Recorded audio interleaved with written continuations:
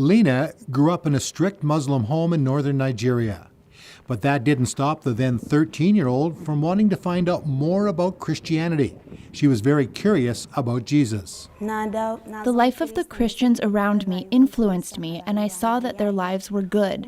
They were also talking about Jesus being the Savior of the world. From that time, I wanted to know Jesus.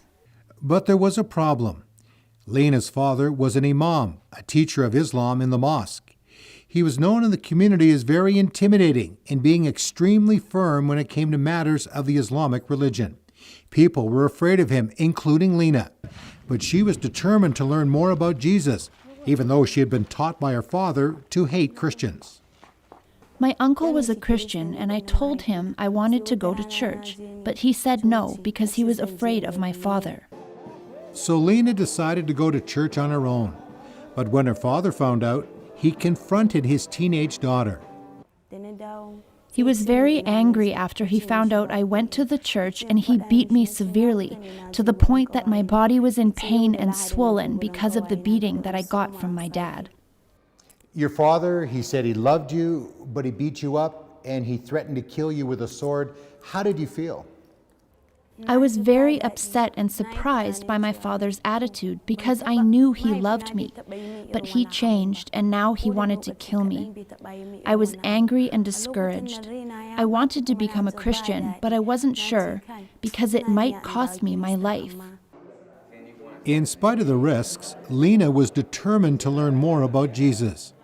At that point, her father considered moving his family, including Lena, to another village because of the disgrace his daughter had brought to him. But then he came up with another plan. Without my knowledge, my father and other family members organized a marriage for me with a husband I didn't even know. They didn't tell me about the marriage they were planning and that it was for me. So what were you thinking when you found out you're going to be married? You were just 13 years old. When I found out about that, I was very upset emotionally. I decided to run away.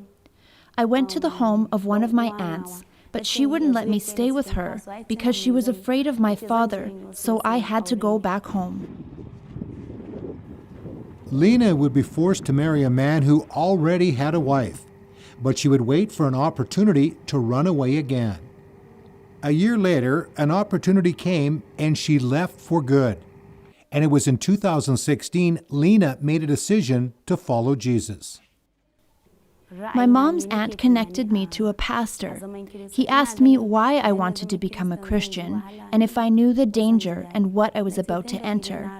I told him that no matter how much it will cost me, I won't go back. So he prayed with me and encouraged me. The pastor moved Lena from house to house to keep her safe. She would eventually be moved out of the area, and after a year in an orphanage, she was brought to this safe house in Nigeria's Middle Belt, which is supported by the Voice of the Martyrs Canada. Before I came here, I could not read or write in Hausa, but now I can. I'm also learning English. But what really excites me is that I'm learning patience with others and about love. So many things about obeying God and how to hear God. I'm being built up in my faith. Lena's passion is to become a pastor and go back to her village someday and preach the message of God's love through his son Jesus to those who don't know him.